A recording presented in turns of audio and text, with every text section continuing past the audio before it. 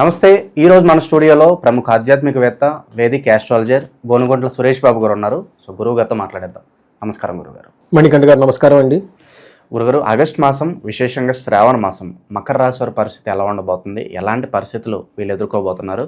పాజిటివ్గా ఉంటుందంటారా, నెగిటివ్గా ఉంటుందంటారా? ఓవరాల్గా ఎలాంటి జాగ్రత్తలు తీసుకోవాలి వీళ్ళు?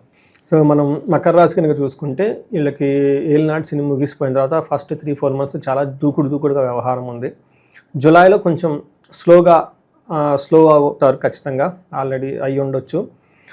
అయితే ఇది కంటిన్యూ ఆగస్ట్ మంత్ కూడా కొంచెం స్లోగా ఉంటుందండి. వీళ్ళకి అంత దూకుడుగా వెళ్ళే వ్యవహారం కాదు. ఒక స్టెప్ బ్యాక్ తీసుకోవాల్సిన టైం. ఈ టైంలో వీళ్ళు మరలా ఆధ్యాత్మిక చింతన వైపు, మొదట్లో వాళ్ళు ఏలినాటి శనిలప్పుడు ఎలా ఉన్నారు హంబుల్గా, ఆ విధంగా మళ్ళీ లైఫ్ అనేది ఒక 2 months వెయిట్ చేయాల్సింది. జూలై మంత్, ఆగస్టు మంత్ కూడాను, ఈవెన్ సెప్టెంబర్ 15th వరకు కూడా కొంచెం జాగ్రత్తగా ఉండాల్సిన టైం అని మనం గమనించుకోవాలి. అంటే ఓవరాల్గా కనుక చూసుకుంటే ఏదైనా పని కనుక చేస్తే అంత పాజిటివ్గా ఉండదు, వీళ్ళకి స్లోగా ఉంటుందని గమనించాలి. మనం ఇందులో నక్షత్రాల ప్రకారం కనుక చూసుకున్నాం అనుకోండి, ఇందులో ఉత్తరాషాఢ 2, 3, 4 పాదాలు, తర్వాత శ్రవణం 1, 2, 3, 4 పాదాలు, ధనిష్ట 1, 2 పాదాలు అంతా మనకి ఈ మకర రాశిలో ఉంటారు. పేరు బలం కనుక చూసుకున్నాం అనుకోండి, బో, జా, జీ, జూ, జే, జో, కా, గా, గి, ఈ లెటర్స్ అంతా మనకి మకర రాశిలో ఉంటారు. మనకి గ్రహస్థితిని బట్టి కనుక చూసుకున్నాం అనుకోండి, సూర్యుడికి సింహరాశిలో 17వ తారీఖు మూవ్ అవుతున్నారండి. తర్వాత శుక్రుడు వచ్చేటప్పటికి 26వ తారీఖు మిథున రాశిలో వెళ్తున్నారు. తర్వాత కన్య రాశిలోకి కుజుడు వెళ్తున్నారండి. ఈ కుజుడు వచ్చేటప్పటికి 28వ తారీఖు వెళ్తూ ఉన్నారు. ఇక్కడ బుధుడు కర్కాటక రాశిలో 22వ తారీఖు మూవ్ అవుతూ ఉన్నారండి. ఈ యొక్క గ్రహస్థితిని బట్టి కనుక మనం చూసుకుంటే లఘు గోచారము, సూక్ష్మ గోచారం అన్న కాన్సెప్ట్ కనుక మనం కనుక చూస్తే, ఇందులో వీళ్ళకి 8వ ఇంట్లో సూర్యుడు ఉండటం వల్ల పీడాం, తర్వాత 9వ ఇంట్లో కుజుడు ఉండటం వల్ల దేహ రుజుం, శరీరానికి బాధలు ఎక్కువగా ఉంటాయి, విరోధం ఎక్కువగా ఉంటుంది, అనుకోని విధంగా విపత్తులు వచ్చే అవకాశం ఎక్కువగా ఉంటుంది. ఈ విపత్తులు కూడా లేడీస్ ద్వారా వచ్చే అవకాశం ఎక్కువగా ఉంటుంది. కొంచెం జాగ్రత్తగా పేషెన్సీగా మైండ్ సెట్ చేసుకోండి. ఎందుకంటే ఏదన్నా కనుక మీకు ప్రతికూలంగా ఉన్నప్పుడు కుంగిపోకుండా, బాధపడకుండా, ఈ యొక్క అలర్ట్ వాళ్ళకి ఏమవుతుందంటే మానసికంగా అలర్ట్గా ఉంచడం జరుగుతూ ఉంటుందన్నమాట. సూర్యుడికి 8వ ఇంట్లో ఉండి 2వ ఇంట్లో చూడటం వల్ల ఇది పొజిషన్ మంచిది కాదు అని చెప్తారు. ఏమవుతుందంటే దుర్దోష శత్రు సంవాదో గమనాగమన వెద దుఃఖ వార్తాశ్రుతం చేయవ అష్టమస్తే యథా రవిహి అని మనకి శాస్త్రాలు చెప్తూ ఉంటారు. అంటే దురుద్దేశం వచ్చేస్తుందంట, శత్రువులతో గొడవలు వీళ్ళే పోయి పెట్టుకుంటూ ఉంటారు. గమన వెదం, ఏదైనా ట్రావెల్ కనుక చేస్తే అందులో వీళ్ళకి ఉపయోగం ఏమి ఉండదు. దుఃఖ వార్త శృతం చేయవ, ఒక దుఃఖ వార్త వీళ్ళకి వినిపించేసి ఇబ్బంది పెట్టే అవకాశం ఎక్కువగా ఉంటుంది. వీళ్ళకి మనీ పోయే అవకాశం ఎక్కువగా ఉంటుంది. భయం కలిగే సిచ్యువేషన్ కూడా ఎక్కువగా ఉంటుంది. అయితే మనకి కుజుడు కూడాను వీళ్ళకి అంత అనుకూలంగా లేరు. సూర్యుడు అనుకూలంగా లేరు, ప్రతికూలంగా ఉన్నారు. అలానే కుజుడు కూడాను వీళ్ళకి అనుకూలంగా లేకుండా ప్రతికూలంగా ఉండి ఇబ్బంది పెట్టే పరిస్థితుల్లో ఎక్కువగా ఉన్నారు. మనం కనుక చూసుకున్నాం అనుకోండి, కుజుడు వీళ్ళకి 9వ ఇంట్లో ఉండి 12, 4 స్థానాలు చూడటం వల్ల ఇది ఏది కూడా అంత మంచిది కాదని మనం చెప్పుకోవాలి. వీళ్ళకి కనుక చూసుకుంటే ఆశానాచ్చ ధనశూన్యం శోషణం దేహపీడనం స్థాననాశ విరోధం చ నవమస్తే ధారాసుతే అని మనకు చెప్తూ ఉంటారు. ఇందులో కనుక చూసుకుంటే 9వ ఇంట్లో ఉండటం వల్ల అన్న వస్త్రాలకు ఇబ్బంది పడిపోవటం, శరీరం ఎండిపోయినట్టుగా ఉండటం, ఒళ్ళు నొప్పులు, స్థాన భ్రష్టస్తవము, ద్వేషము, వృధా ప్రయాణాలు జరిగే అవకాశం ఎక్కువగా ఉంటుంది. తర్వాత భయం ఎక్కువగా ఉంటుంది, శత్రువుల భయం ఎక్కువ వచ్చే అవకాశం ఎక్కువగా ఉంటుంది. కడుపులో నొప్పి ఉండే అవకాశం ఎక్కువగా ఉంటుంది. వీళ్ళకి ఓవర్ ఎక్స్పెండిచర్, విపరీతంగా ధనం కూడా ఖర్చు అయిపోయే అవకాశం ఎక్కువగా ఉంటుంది. కొంచెం ధనం విషయంలో ఎక్కువగా ఖర్చు పెట్టకుండా ఆగస్టు మంత్కి కొంచెం జాగ్రత్తగా ఒక ప్రొవిజన్ లాగా పెట్టుకొని ఉంటే ఏదైనా అన్సర్టనిటీ జరిగినప్పుడు ఆ ధనం అక్కడ ఉపయోగపడడానికి వీళ్ళకి వీలవుతుంది అనమాట.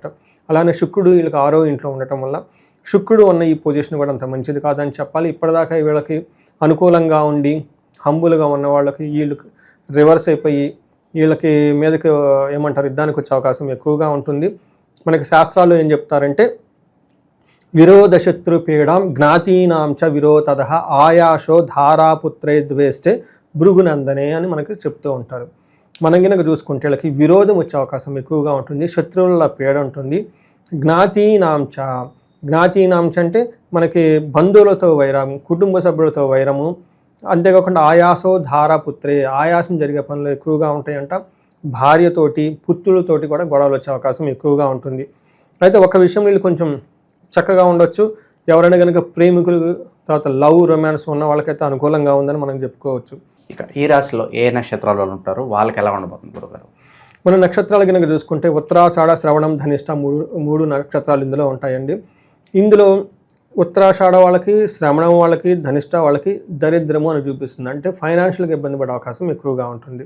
అలానే ఈ 3 నక్షత్రాల వాళ్ళకు కూడా అతిగా భయపడే అవకాశం ఎక్కువగా ఉంటుంది. యాక్చువల్గా అంత సిచ్యువేషన్ ఉండదు, ఏదో 1-2 జరుగుతాయి కదండి, ఇమ్మీడియట్గా భయపడిపోయేసి అతిగా భయపడిపోయే అవకాశం ఎక్కువగా ఉంటుంది. హెల్త్ కాంప్లికేషన్స్లో కొంచెం జాగ్రత్తగా ఉండాలి ఈ 3 నక్షత్రం వాళ్ళు. అయితే ఒక స్వీట్ న్యూస్ ఏంటంటే, ఒక హ్యాపీ న్యూస్ ఏంటంటే, వీళ్ళు చేస్తున్న ప్రొఫెషన్లో ఒక మంచి స్టెప్ వచ్చి ధన ప్రవాహం ఉండే అవకాశం ఎక్కువగా ఉంది. అంటే ఉద్యోగంలో కానీ, వీళ్ళు తలబెట్టిన ప్రాజెక్ట్లో కానీ ఒక సక్సెస్ వచ్చి ఒక స్టెప్ ముందుకేసే అవకాశం ఎక్కువగా ఉంది. ఇది ఒక హ్యాపీ న్యూస్.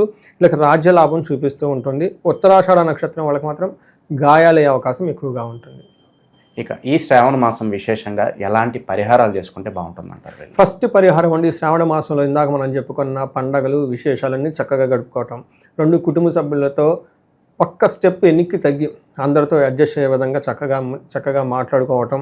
తర్వాత భక్తిభావంతో ఎక్కువగా ఉండి, ఓకే, ఏదైనా రిస్కీ పనులు కానీ, ఏదైనా ప్రాజెక్ట్స్ కానీ ఏమైనా ఉంటే వాటిని కొంచెం ఈ 1 మంత్ పోస్ట్పోన్ చేసుకోవటం, లేదంటే నిదానంగా కొంచెం చేసుకోవటం, సహనంగా కనుక ఉంటే చాలా బాగుంటుంది.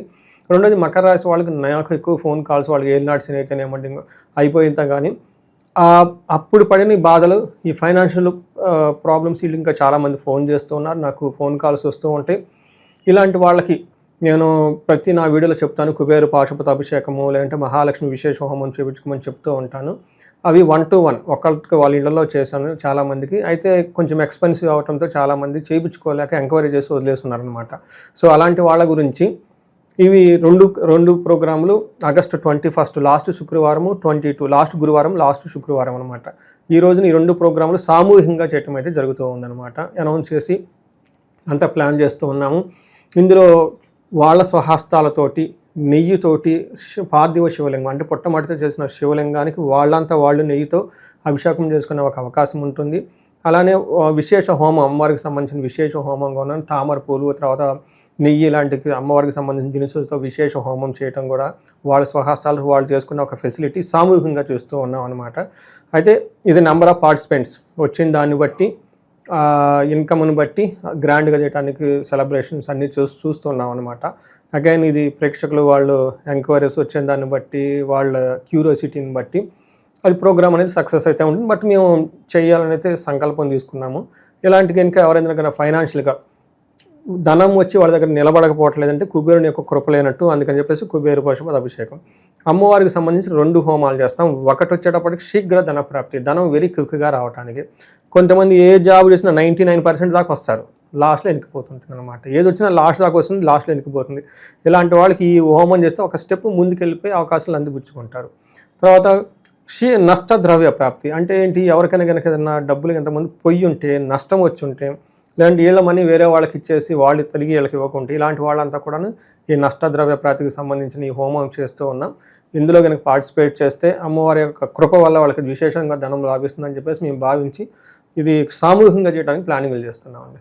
సో ఓవరాల్గా ఈ రాశి వాళ్ళందరికీ కూడా ఈ శ్రావణ మాసం ఏ విధంగా ఉండబోతుందో అద్భుతంగా వివరించారు. ధన్యవాదాలు గురుగారు. ధన్యవాదాలండి.